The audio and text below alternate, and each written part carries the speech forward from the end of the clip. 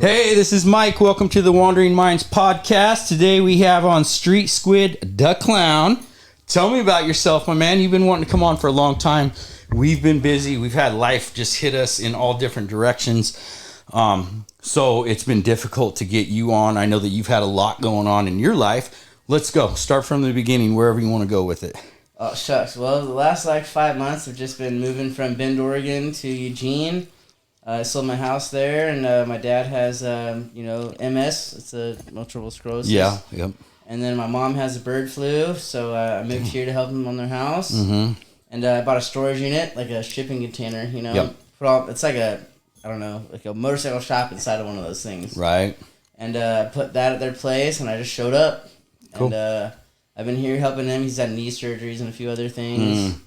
But I was traveling from Bend, Oregon to Eugene to do my shows. Yeah, tell people about your shows. Most of my shows, they're for people with autism or Ronald McDonald Charity. Okay. What kind of shows are they? They're motocross, it's freestyle street stunts. Nice. So almost like circus riding, but on the streets. Yeah. If you ever go to a circus, you see the people in that little tent and they're doing the motorcycle tricks. Or if you go to a fair or a rodeo, you see the clown riding the dirt bike out in the chasing bulls. Now, have you ever been in one of those loop-de-loop, the circles? No. Okay. No. There's a reason. Those are called the ring of death. This centrifugal force is so dangerous. Yeah, I would imagine. So now is this true that you've never publicly been without your mask, or very rarely? That is true. Very rarely. Right? Because you did shave. You got all dapper for the show today, right? One other podcast got me for a 3-minute. Right? Yeah. That'd be Garage Talks 5417. Yeah, I saw that post. They got me for about 3 minutes. Nice. Now, are they from around here? Yes. Okay, cool. Yeah, cool, they're more towards Thurston area. Gotcha. Nice. Right on. But, okay. I grew up with them in high school, and Oh yeah, check those guys out. Their podcast. What's their podcast again?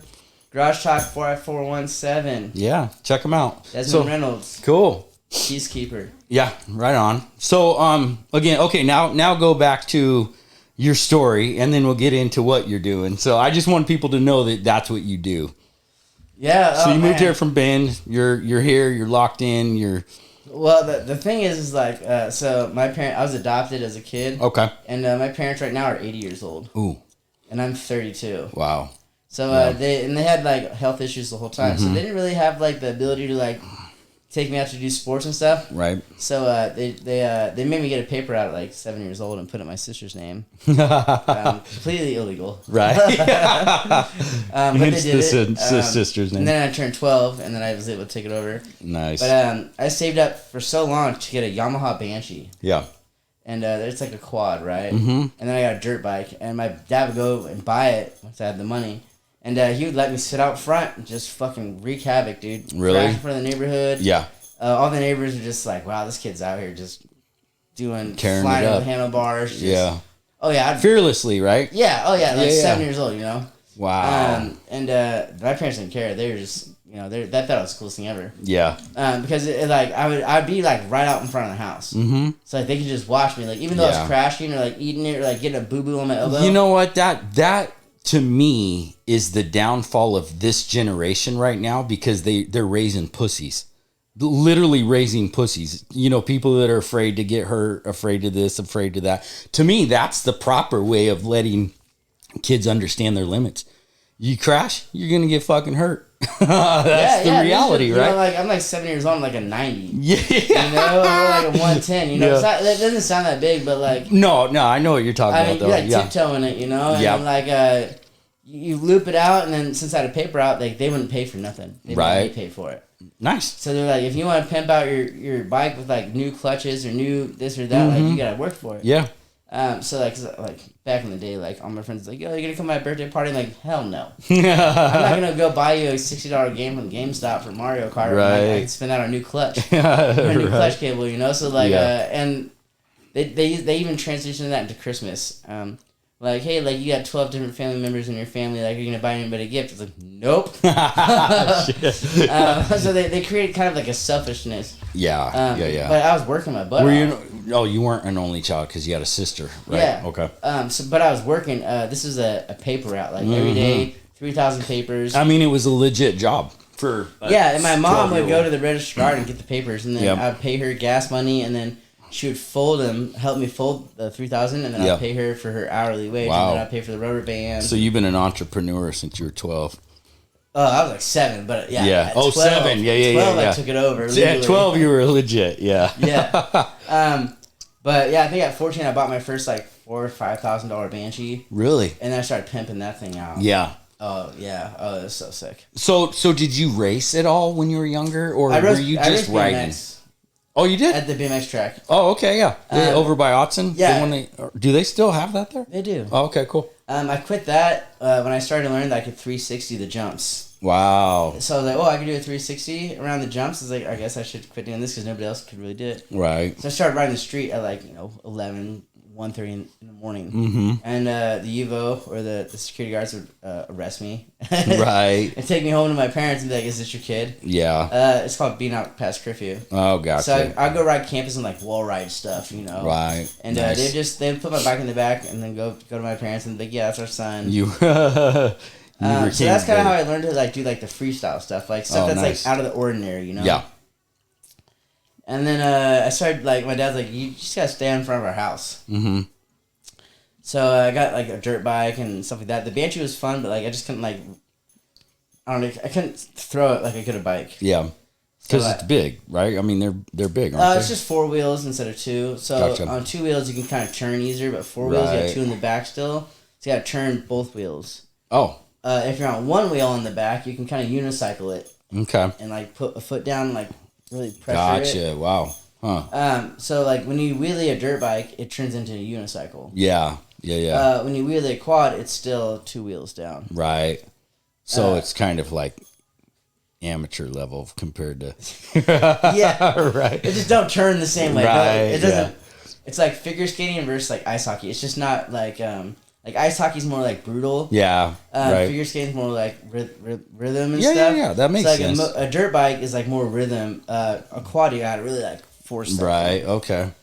So I went straight to dirt bikes, and I remember I was 13 or 14. My birthday came up, and Connects at the time, where O'Reilly's is off of 42nd, I was selling dirt bikes for $1,000. Yeah. I was like, nice. Yo, pops. Right. He was like, oh, I don't know, it's a 125. I think that might be too big. I was like, yo, give me 2 weeks, dude. So I saved up all my paper route money, and then he split it 50-50 with me because my birthday was coming up. Yeah. And, we got that, and it was a knockoff Kawasaki. Okay.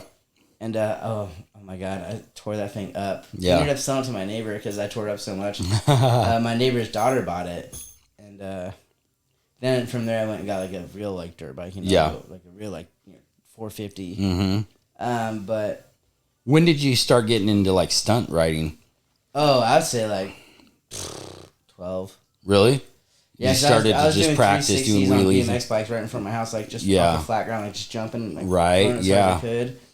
And then I was doing a bunch of other tricks off the flat ground on a BMX bike, and then on quads I was doing I'd go to sand dunes and jump the sand dunes and do one handers or one footers, or try to get my foot over the seat to the other side.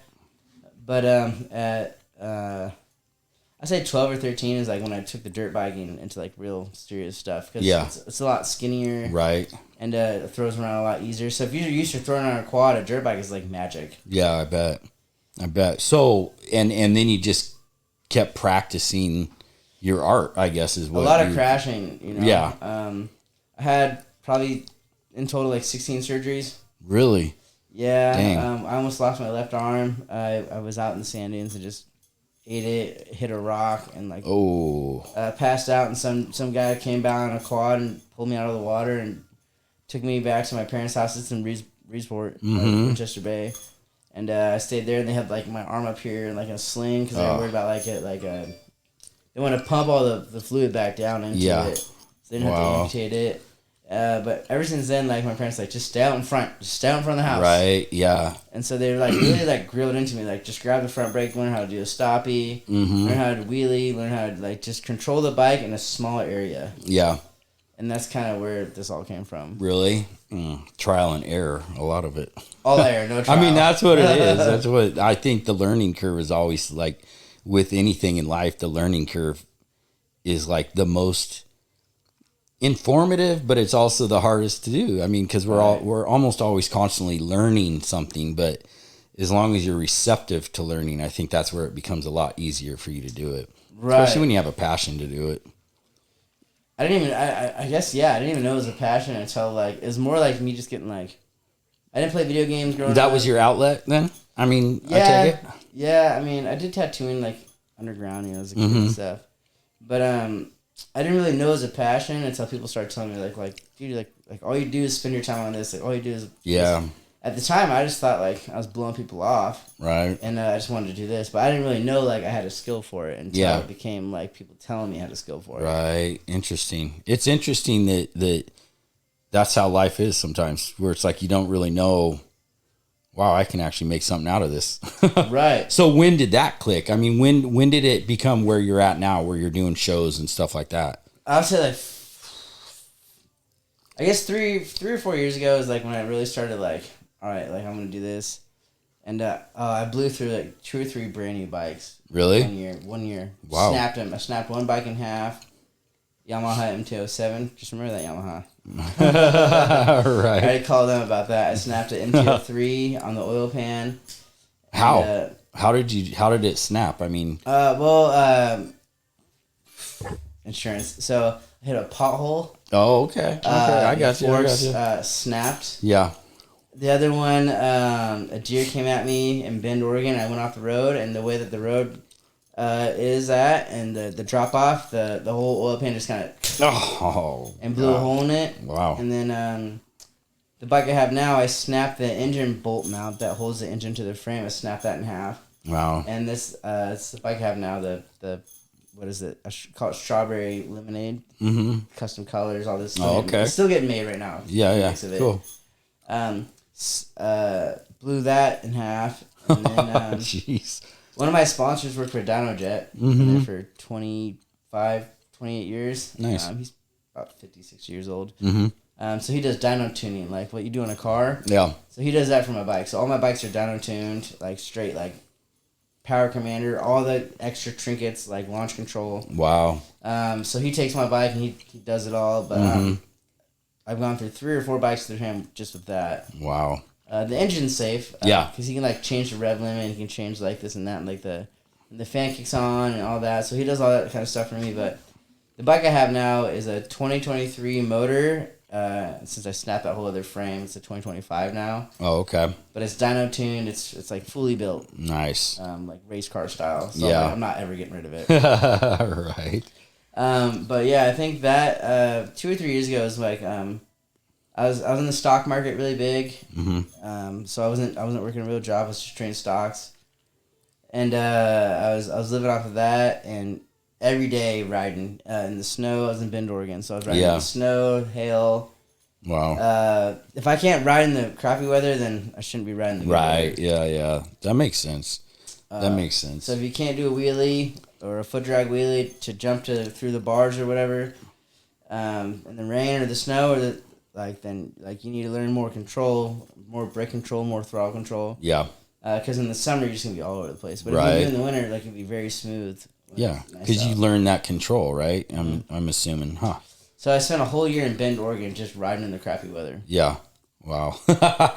Good lessons learned, I guess. Oh yeah, a lot of spills, but yeah. Now, when you spill, are you wearing suits and stuff so that you don't get hurt? Really? No, straight clothing. Wow, that's crazy. So the more gear you put on, the harder it is to get to the trick that you're trying to do. Really? Yeah, I guess I would. That makes sense. So like, let's say you do yoga like 3 times a week, right? And then all of a sudden you put on like a snowsuit. Mm-hmm. No matter how much yoga you do, you're still restricted. Right. Wow. So I take it all straight up. Clothing. Do you at least wear a helmet? I do wear a helmet. Okay. Good. It's helmet and everything else is body. Yeah. Ooh, fuck. Wow. You probably got scars all over then, I would imagine. Yeah, I got a lot. And it doesn't deter you from doing it. It doesn't keep you from doing it. No, I had this. So TYD Media, they came from 2 hours away when I was in Bend, Oregon, to come film me. And my third trick of the show, I wrecked and broke my ribs. Oh, jeez. And went straight through my elbow, and they came like 2 hours away. Yeah. So I still rode for like another 2 hours. Oh, wow. And then I went to the hospital and got like really checked out. Oh, jeez. It's all online too, so you have to crash and everything. Oh, man. I'll have to check that out if I can make it through it. That stuff just is cringy to me. Like when people get in crash wrecks and stuff. Oh, it makes my bones hurt.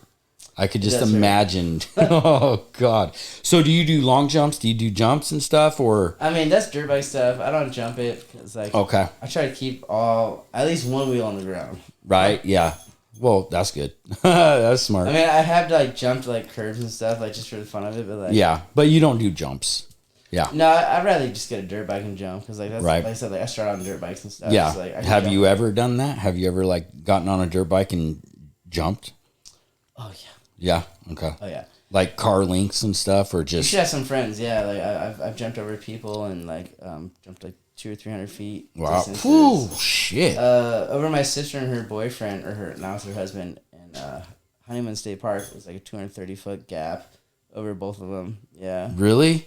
Yeah, there's some pretty big jumps. That's insane, but that's back bro. in sand dunes and dirt bike time. Wow. Yeah, that's crazy. That's crazy. So tell me about the shows that you have coming up.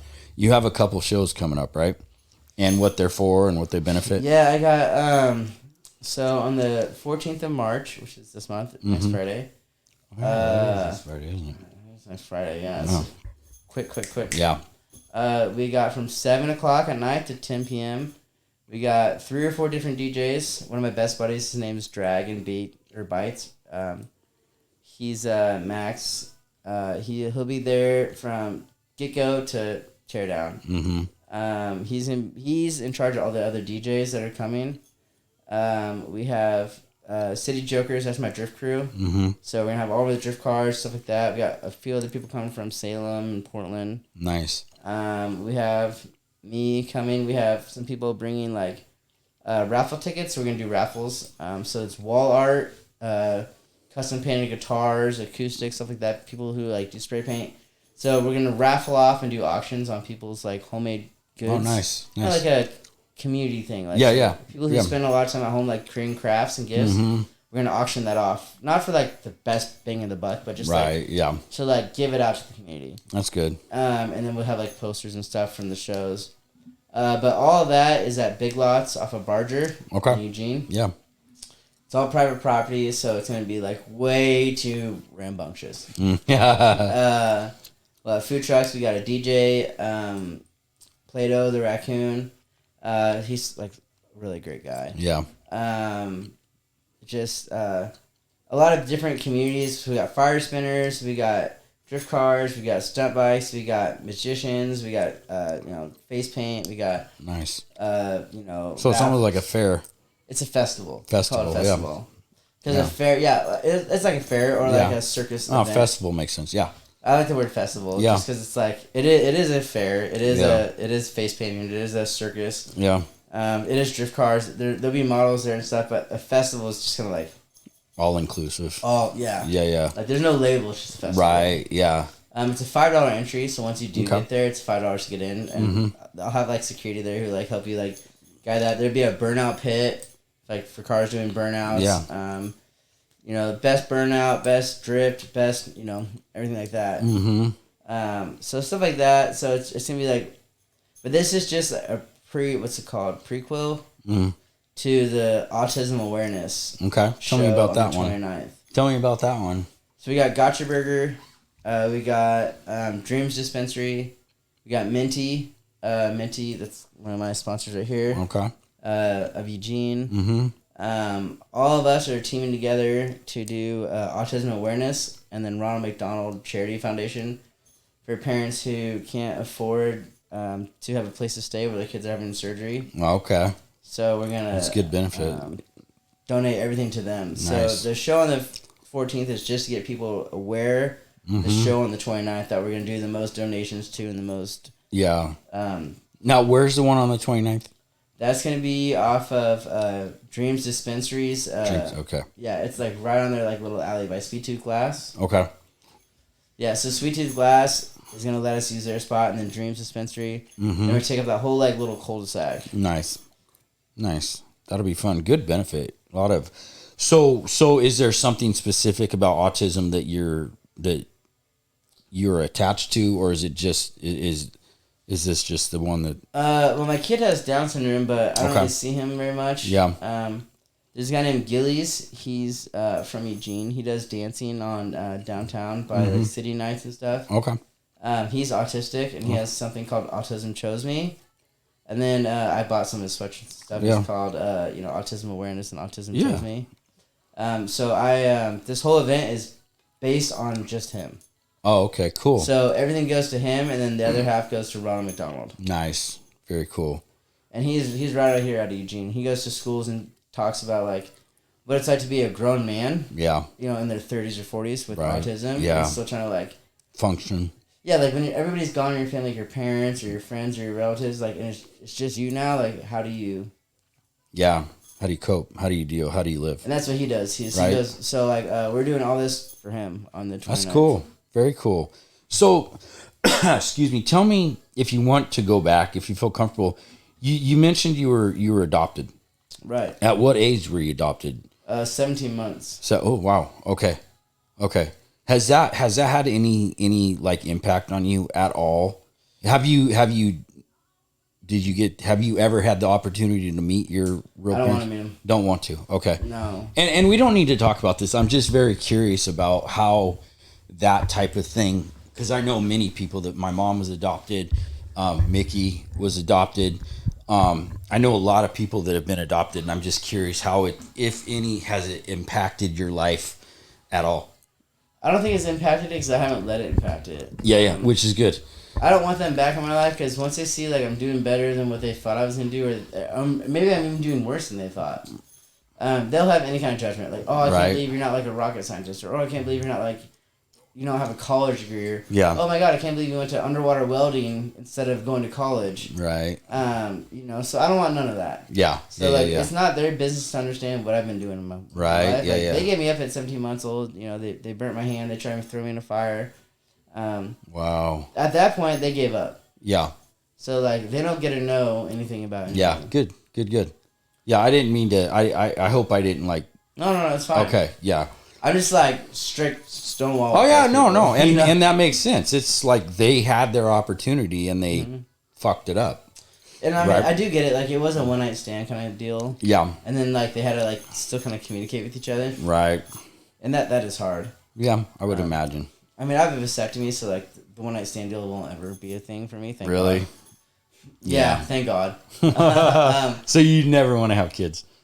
Well, I mean, I would, but like it's like that's like a 4 or 5 year journey with the same person. Right. Yeah. That makes sense. But like a one night stand, like that, what they did to me, no. Yeah. No, I get that. I understand that.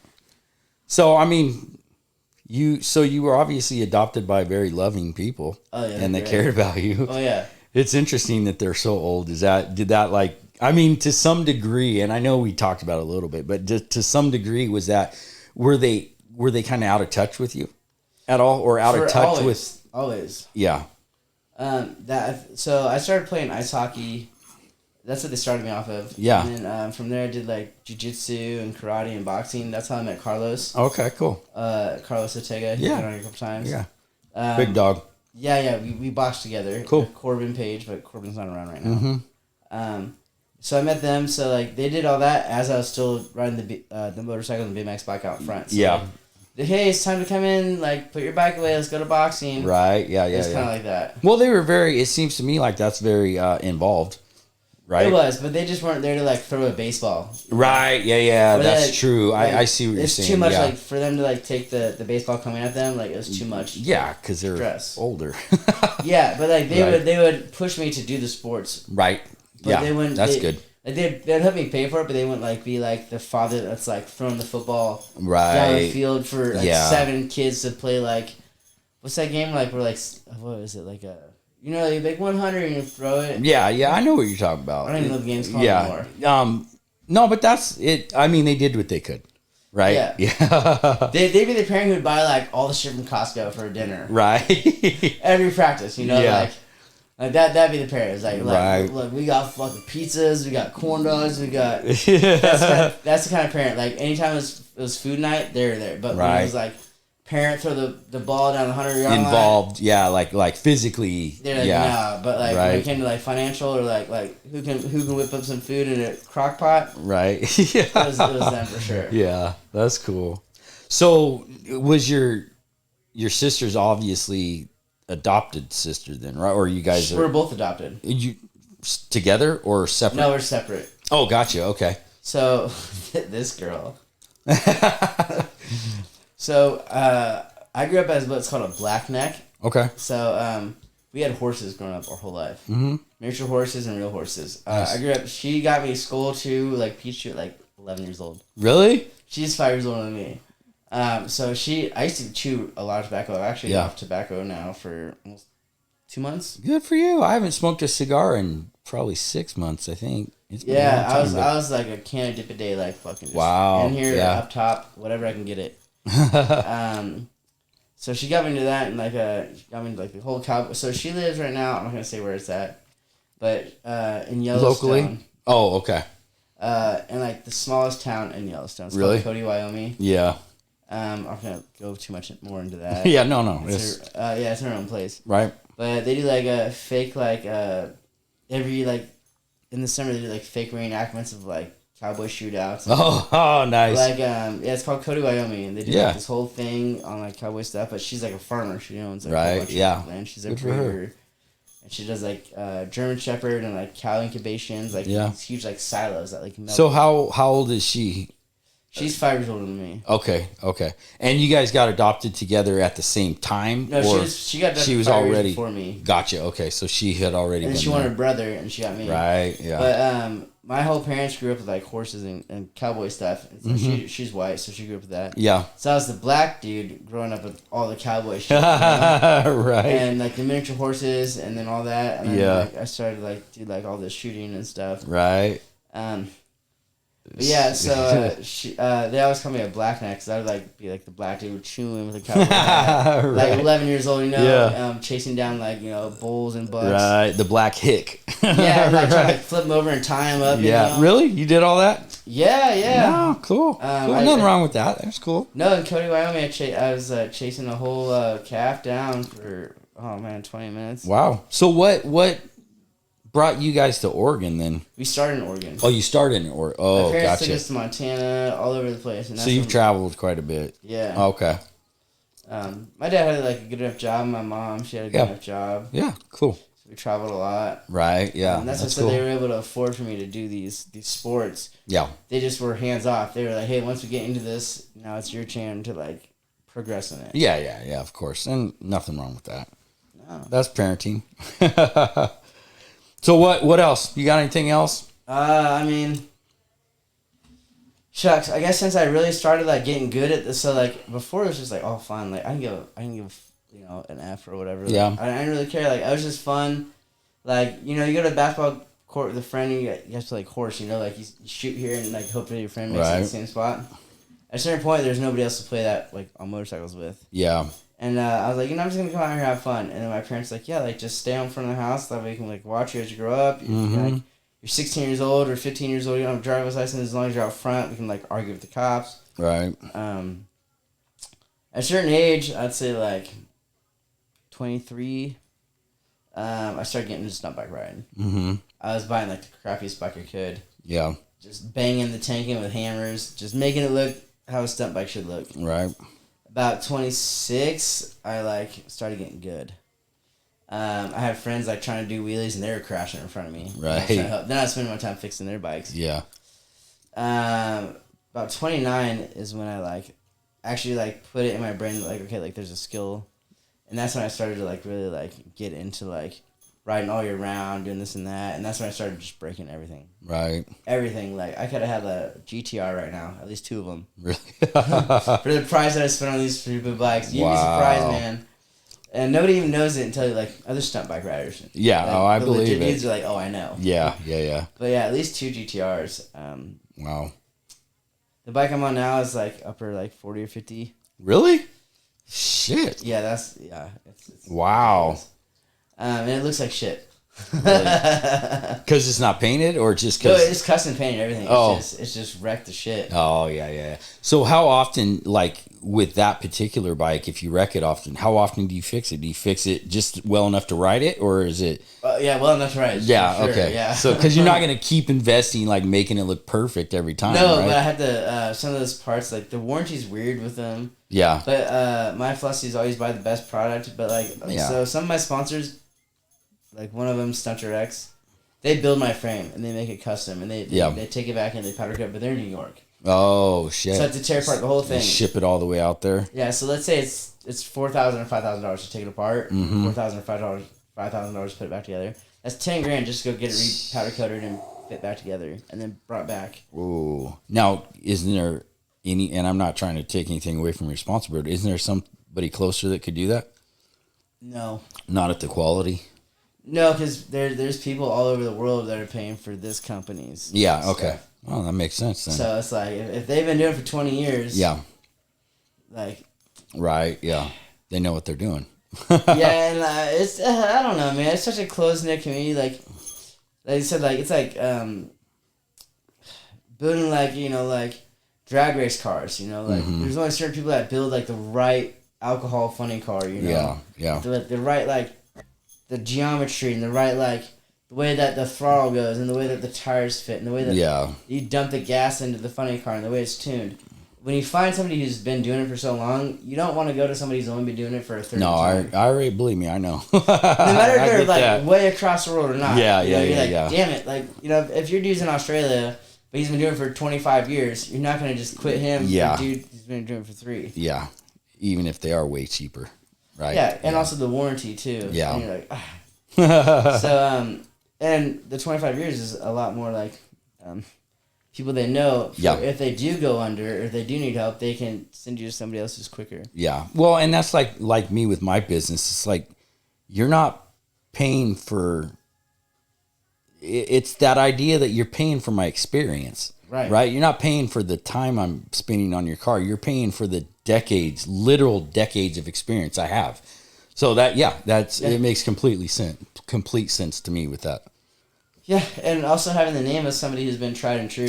Yeah, for sure. Is like, right. And it's like not a flex, but it's like, hey. Well, it is. I mean, it's like, yeah, okay, well, enough said.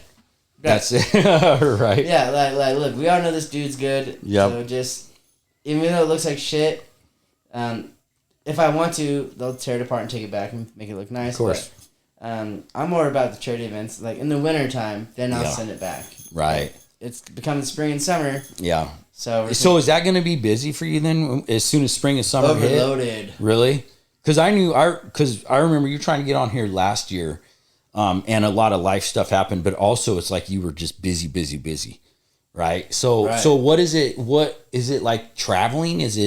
What is it so busy about summertime? Obviously, other than the weather, I would say. Some of it is traveling. Okay. Well, yeah, weather's never a problem for stunt riders. Yeah. As weird as that sounds. Yeah. Well, no. I mean, you practice in horrible It's weather. the traveling. It's the downtime. Like when you really have a significant break, then you have to call the people who fix your stuff. Mm-hmm. Tell them, hey, put me in front of everybody else. And you might have another person who's just as good or even better than you. Yeah. Who has more priority than you. Right. So then you're like, shit. Mm-hmm. And if there's 3 or 4 people who are better than you or just as good as you, then it's like a priority race. Yeah, for sure. In the summer, I think I did 11 shows last summer just in Lane County. Wow. I did 1 in Bend, Oregon, and the other ones were at Harley Davidson, Indian Motorcycle, 2 at Lane County Fairgrounds, and then a few other ones. Wow. So there's, I mean, obviously a need or a calling for for you. So yeah, that's good. That's good. Yeah, I got 2 just this month. Which is a lot. Right. And then I got 1 in April. I got another one in April next month. Mm-hmm. So I'm in the middle of booking out the Redmond Medford track. Mm-hmm. And then in October, I got Team 8 in Colorado at the International Speedway with NASCAR. Right. So that's a big one. Wow. That's going to be a big one.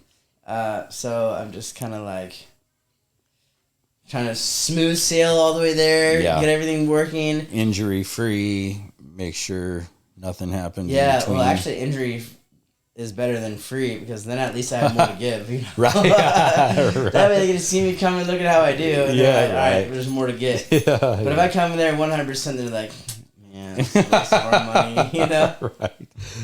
Yeah, I try to charge between $1,500 and $2,500 per show. Okay.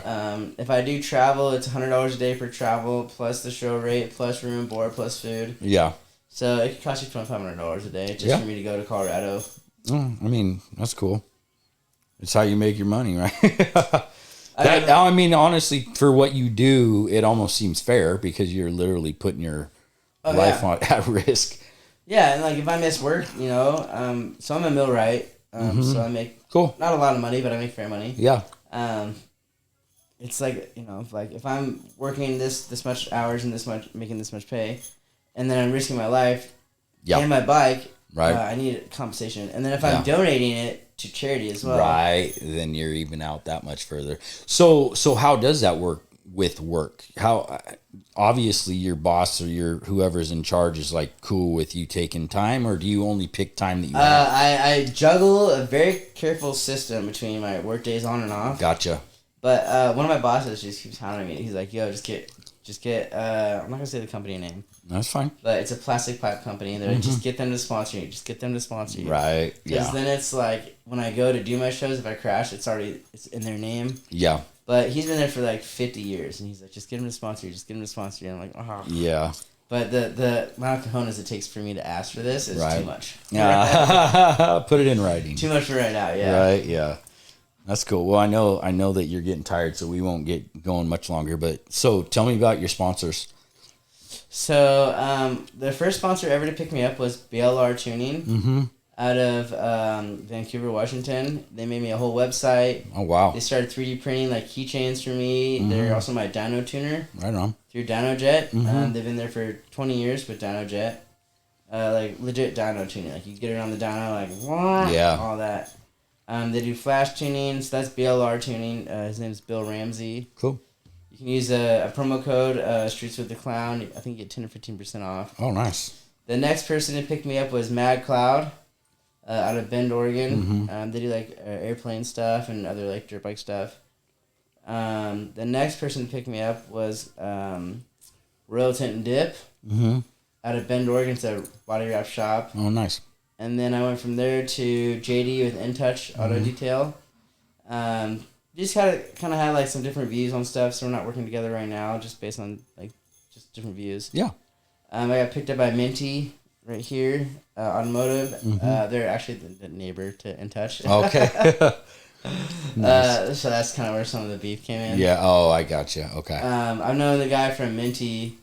Used to be iTent for a long time now, like probably 15, 18 years. Dude, they're like, I can't even explain how good they are to me. Nice. That's good. Yeah, it's Minty Auto Touch, and then I got Garage Talk 5417. Cool.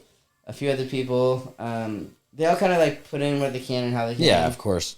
I got Gotcha Burger. Right on. And they just got hit by somebody. I don't know if you saw that on the news. Did they really? Yeah, somebody in the parking lot. Oh, I did see that. Drove into their thing. Crazy. Yeah. Crazy. Gotcha Burger. They're one of my people. Hopefully nobody got hurt. Yeah, but a couple people did. It was like burns from like the fries. Oh shit! Yeah. The oil from the fries. Yeah, the grease. Yeah. Yeah, but they've been there like just for the food trucks and stuff, and then I got Gringo Tacos and LPK. Nice. LPK is good. LPK is good. You know what I'm talking about? Oh, fuck yeah, dude. Down here. Yeah. Like, right here on Main Street. 13th to 14th. Yeah. 20th. Yeah, it's something like that. Yeah. So. Yeah, LPK, but they're doing a renovation right now. Oh, are they? Okay. That's why they only have the food truck. Gotcha. Okay. So yeah, so I have 3 food trucks that are like down to ride. Right. Nice. Know? Yeah. But the main guy's Gotcha Burger. Cool. They've been there since day one. Right on. And then like I said, Minty Auto, mobile wrap details, stuff like that. I wouldn't be as far as I am right now without these people. Yeah. Good for you, man. I can't even explain it. It takes a lot. Like they said, like it takes a community to raise a child. 100%. I'm like a child, and the community is like totally going together just to raise me up and like lift me up in this stupid idea that I have. Right. That's not stupid. It's an entrepreneur idea. You know, we get a lot of fighters on here, and they're always just kind of same with you. It's like they rely very heavily on the generosity of sponsors. Right. Or else they couldn't do what their heart is pushing them to do. Right. So, no, cool. Yeah. I mean, I'm not fighting other people, but I'm fighting like a 700, 600 pound bike. Right. Yeah. Yeah. That's a lot. That's dangerous. So, you know, I just ask every day, like, I'll take you out to eat. I'll get you some premium, premium gas or something. Right. Here's some eggs. Here's a dozen eggs. Just don't throw me today. Right. Oh, cool, man. Anything else, bro? No, I mean, I guess if anybody has some questions or you got questions, like, I'm willing to answer them. Awesome. And it's Street Squid Duhclown on IG, right? Is there any... Same on Facebook. Same on Facebook. So hit this guy up, follow him, like him. Share him. Yeah. Appreciate it, man. Love having you on, bro. Okay. Talk to you soon. See ya.